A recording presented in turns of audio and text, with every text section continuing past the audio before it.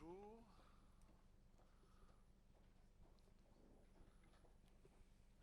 Bonjour. Good afternoon, yes. Sorry for the morning. Now this is good afternoon. In Colombia, there's a saying that the last ones will be the first ones. So we'll see. I hope for you. So we listen to you and then we ask you some questions.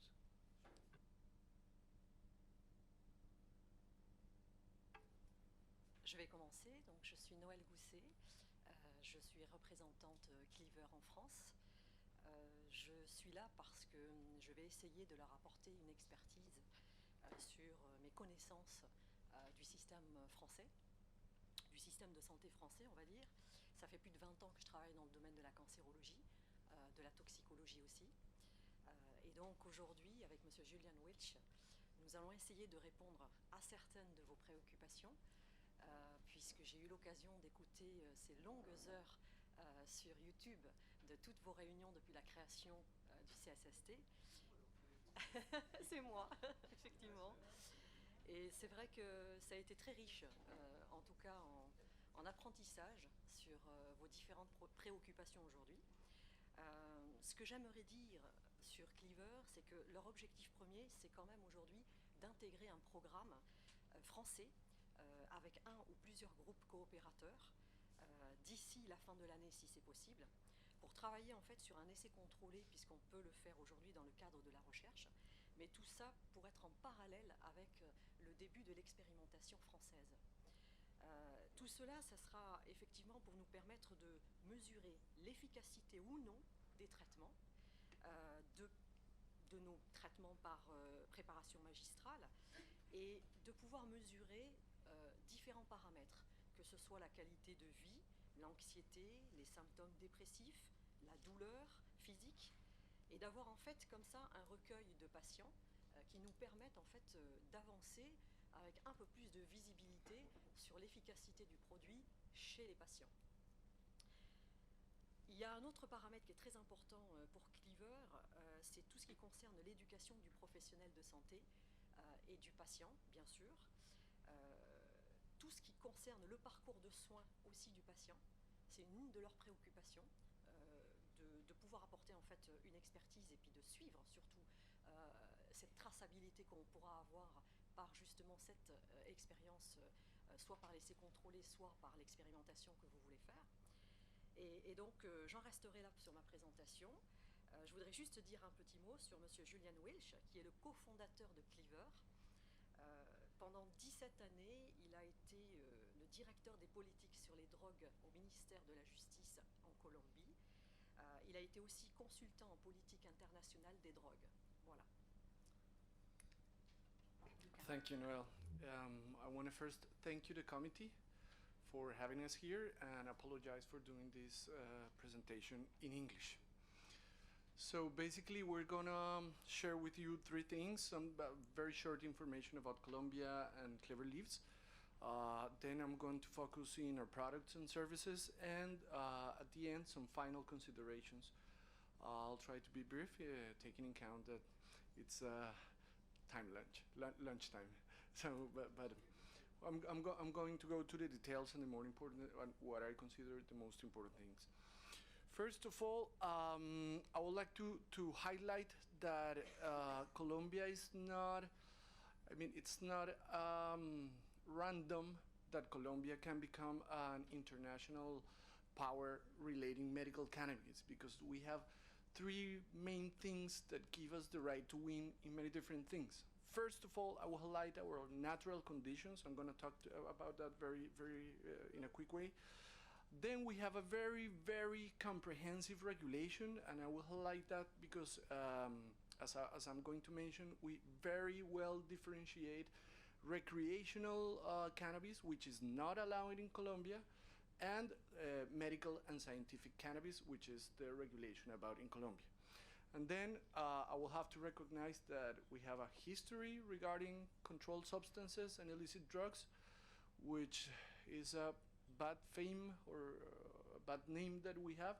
So in this company, we think that that's not only an opportunity but a duty as a company to transform that bad image that Colombia has into a very well-oriented to health image that we want to build.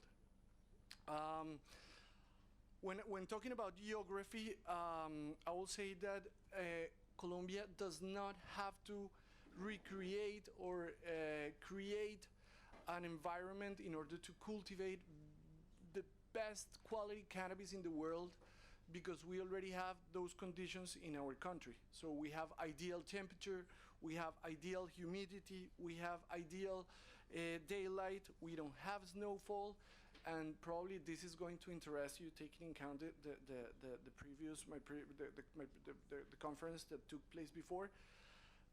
The cost per gram of dry flower, which we do not are allowed to produce to sell in Colombia, is way below the production cost in other countries. In Colombia, we can produce a gram of dry flower in less than 0.5 cents in comparison to the other countries that can produce in more than $2. And an additional information that I want to share is that in Colombia we can build very fast capacities, or we can build capacities in a very fast way. Not only it's cheaper, we only have to spend $1 per square foot of a greenhouse, but we can build a greenhouse in less than 1 month. Right now, Clever Leaves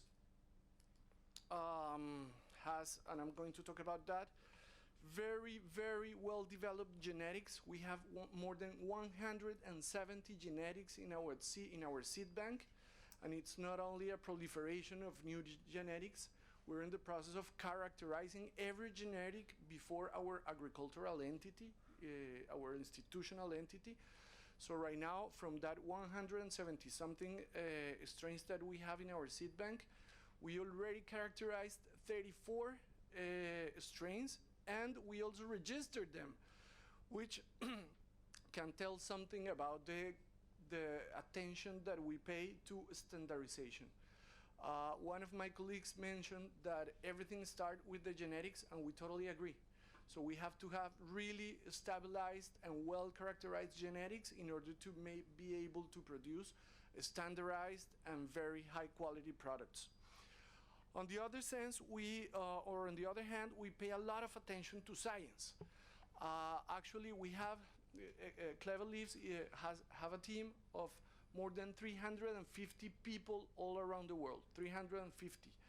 From that, I will say that 60 or something like that are scientists dedicated to R&D and product development, not only in Colombia, but we're partnering with different universities in the US, in Europe, and in Latin America also, in order to really pay attention to science. Right now, we're talking about an industry that is in the very early stages. And right now, probably it's important to be able to have a very good performing supply chain.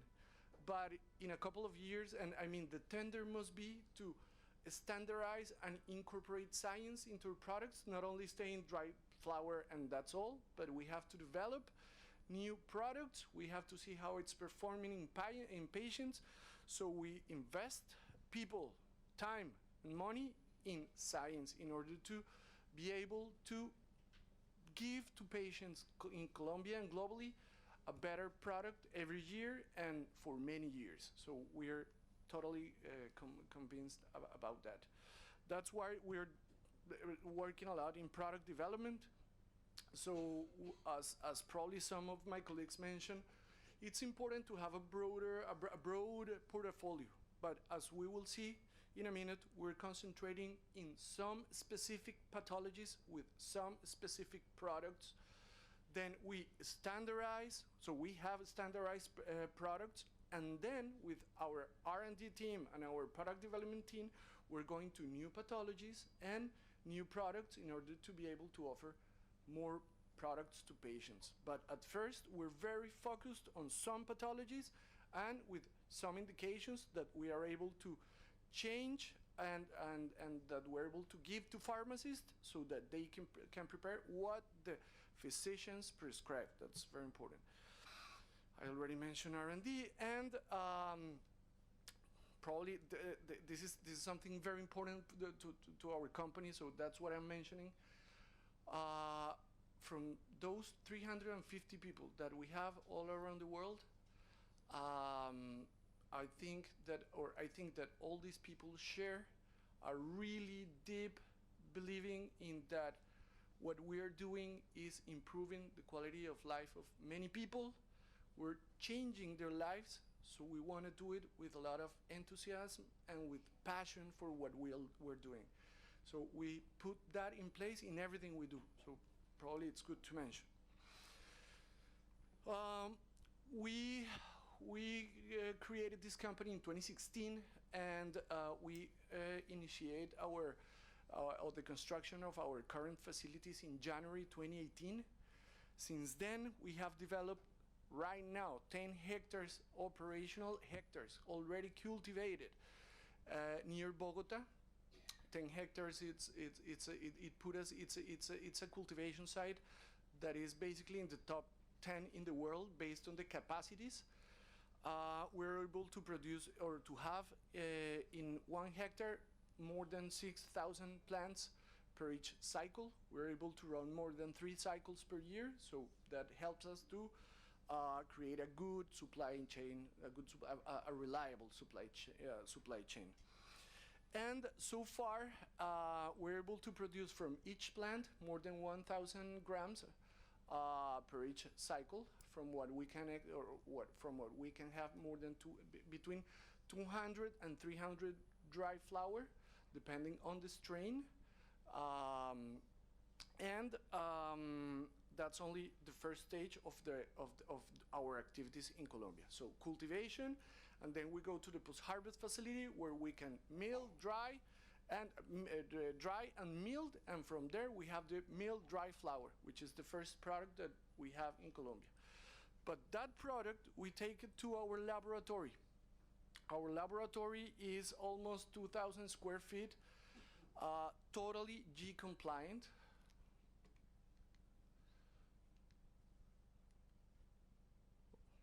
One picture is missing.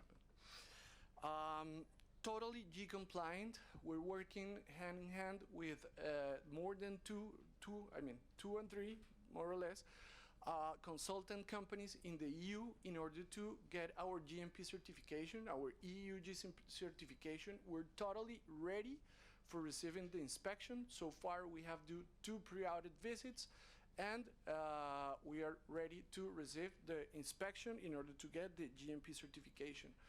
In that lab, we can process approximately 300 kilograms per day of dry flower, and that gives us the capacity of producing 3,000 liters of oil extracts per year. That's, again, this capacity put us in the top 10 in the world in order to be able to satisfy the demand and to have a trustable supply chain.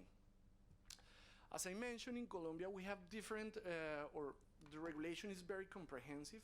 So let's say that we have 2 different regulations, one for psychoactive cannabis, which is basically more than 1%, and a different regulation, similar but different, for non-psychoactive cannabis. What I would like to mention is the psychoactive cannabis follows the guidelines or follows the single convention. So it is totally compliant with the international regime. Totally compliant, that this has been sent by the ANSM and United Nations. So what the system that we have put in place in Colombia, or that the government have put in place, is totally compliant with the international regulation, and it's only for medical and scientific purposes.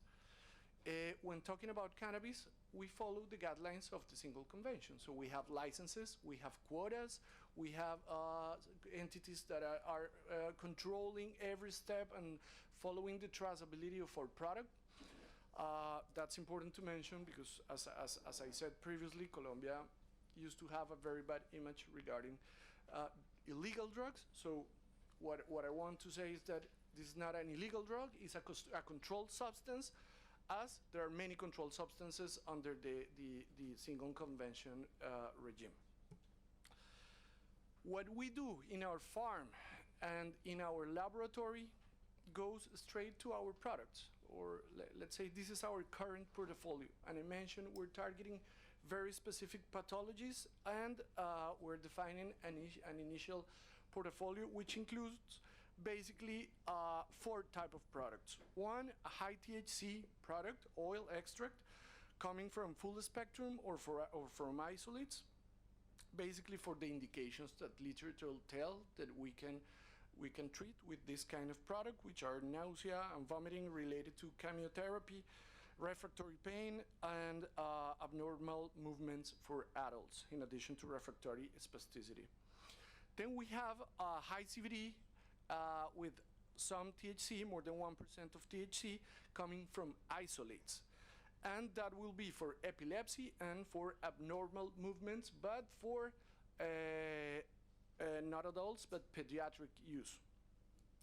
Then we have a 1-to-1 ratio that can come in 2 different concentrations, 10 and 10 and 25-25. Basically, that's the concentrations that literature say about these specific pathologies, which are chronic pain and spasticity. And then we have flower. We can get flowers up to THC, up to 23% of THC. And we can go to low THC, which is considered basically 16%. And that's for chronic pain. Somebody mentioned this morning that there are some pathologies that might need dry flower. Our strategy is to go every day into standardization and science. We think that the proper way to do standardization and finished products that are very well standardized, again, are better in oil forms and in finished product forms more than in dry flower. But that's something that we include in our portfolio. But we think the tender must be going to standardized product in order to go to patients with clear information and consequences of the use. Derived from the previous slide, what I can tell is that we're concentrated mainly in 4 different pathologies, being them pain, multiple sclerosis, nausea and vomiting, and refractory epilepsy and abnormal movement syndrome. There's conclusive evidence and literature for this type of indications or pathologies. So that's our first focus. It doesn't mean that we're not going to different pathologies. We're starting this year our first clinical trials, pairing with different partners around the world, in Europe, in a very well-known excellence center, US universities and hospitals in Colombia, in order to move to different pathologies with less evidence that we have shown here. Regarding dosing, I will say that the dose titration is progressive and can last from 1 to 10 days approximately. Of course, that depends on the doctor and that depends on the patient. What we think that must be the maximum dose that we're estimating is between 10 milligrams and 30 milligrams per day. What we are putting in place, or what we have put in place, is sublingual administration with every 8 or every 6 hours, depending on the indications of the doctor. We think here is very important to have a very well developed device in order to provide the exact doses that the patient needs. So we're not using drops, we're using a spray, a pharma quality spray or a pharma class spray, in order to be able to provide exactly the exact amount that the doctor prescribed and the patient need. We're using that in sublingual presentations. The dose of CBD per day can be from 0.5 milligrams per kilogram per day to 20 milligrams per kilogram per day. And all pathologies will begin, or we suggest that pathologies begin with low doses, dosage, and the titrated, and it can be titrated up to the optimal doses for the patient in order to find the optimal dose for the patients. So that has to be a job between the physician and patient. That's why we believe that it's not only about pharmacovigilance, but a very close relationship between doctors and patients, or at least in the first stages, at least when you're applying a pilot, in order to be able to be in touch and be in contact with the patient every day, then every 2 days, then every 4 days, then every 8 days, then every 15 days. So then by doing that, physicians might be able to follow in a true way what's going on with the patient and do not have to wait 2 or 3 months or 1 month and wait. Probably a patient had trouble the first day, and then the physician will discover that 30 days after that. So it's important to have a very close relationship between doctors and patients. As I mentioned, as final considerations, I will summarize. 1, patient. 2, quality standards, standardized products, but with innovative procedures. I mean, it's not only about having what we have right now, dry flower, and that's all. No, it's dry flower, but then different presentations, different preparations, standardized products, tested. So while we do pilots and everything, we have to do clinical studies. So when we finish the 2 things, we're going to get better results and better information to do public policy and to take decisions from the private sector perspective. I will also say that something that we're including is the medical research and big data analytics. We're starting to treat patients in Colombia the 2nd semester of this year. The purpose of doing this through clinics, hospitals, and universities is to have a lot of data coming from independent entities, not treated directly by clever leaves, but by people who are expert in treating people, hospitals and clinics. So by that, we can analyze the big data and exactly know not only what THC and CBD concentrations are doing, but we will be able to know more about the entourage effect and what other cannabinoids and terpenes and other compounds are doing in patients. That's why we believe that it's not only about a country producing something to other country. This has to be a global collaboration between think tanks, excellence centers, hospitals, scientifics all around the world. And for finishing my presentation, some highlights from my presentation. We have both CBD and THC. We can choose different strains for different pathologies, but then in the standardization process, we can produce different products in our facilities with different concentrations coming from one or another. We can produce full spectrums. We can go to isolates in order to be able to standardize different products. We can produce placebos. We are using right now a stability of 6 months, and we're still running stability tests in order to have a better information for patients. We're totally EU GMP compliant right now, and as I mentioned, we're waiting for the inspection from a EU authority in order to get the GMP certification. Something that I didn't mention about the cultivation, and probably this is not about science, but this is about the way of doing things in this company. In the cultivation and in the lab, we think that we relate with our environment and with our neighbors. We have very good environmental practices, bio practices. We're in the process of getting a bio label. This is not, we don't have it yet, because this is a process that takes time. We don't have to certify only our farm. We don't use any pesticide. We recycle every drop of water that drains over our greenhouses. So every rainy water, we canalize it, take it to a reservoir, purify it, and they put it back in our cultivation. So by that, we don't use a single drop of water for any other sources like soil water or rivers or anything like that. We do that, and then we have sharing value policy with our neighbors and our environment.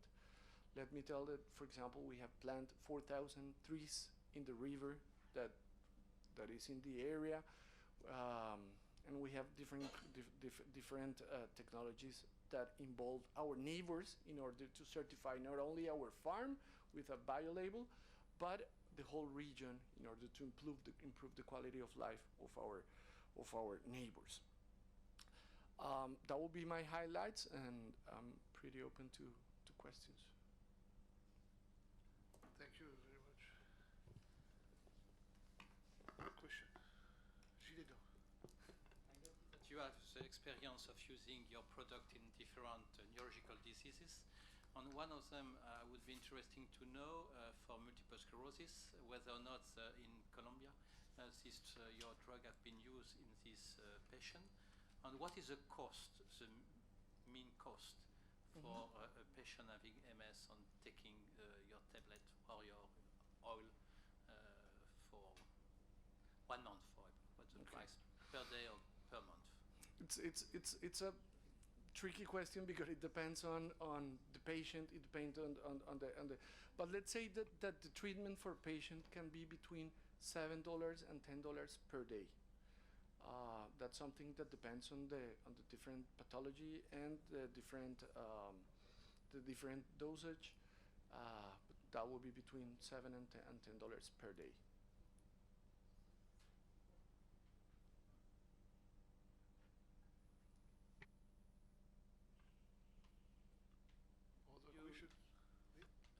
You explained that you are strongly involved in clinical study before the drug is available for commercial purposes.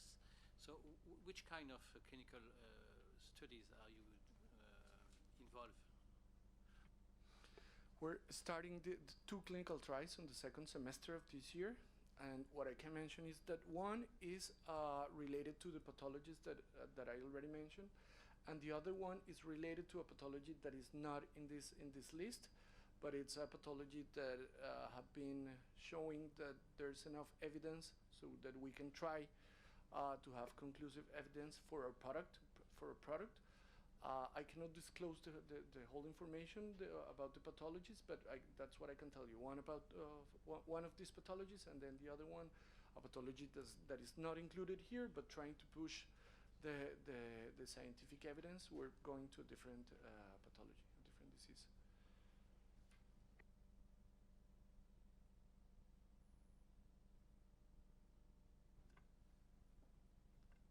Other questions? Yes, anybody? Merci pour votre présentation. Vous avez, si je ne me trompe, vous avez dit au début de votre intervention que vous étiez les moins chers, que vos produits étaient les moins chers, et apparemment ça a l'air. Pouvez-vous m'expliquer pourquoi?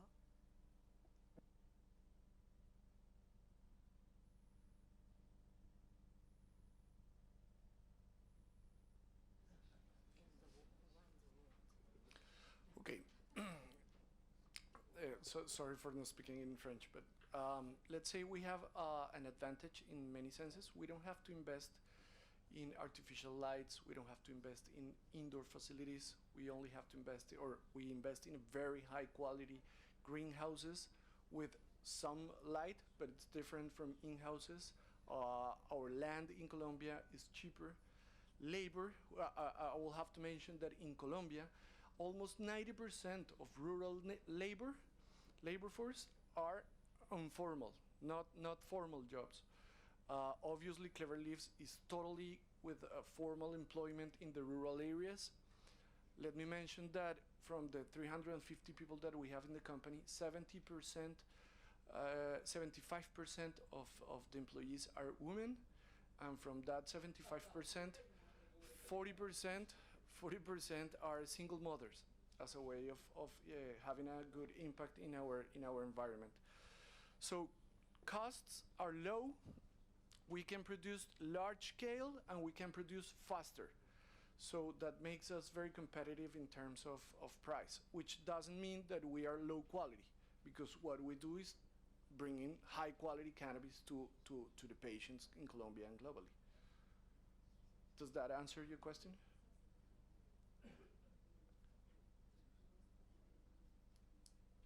Merci.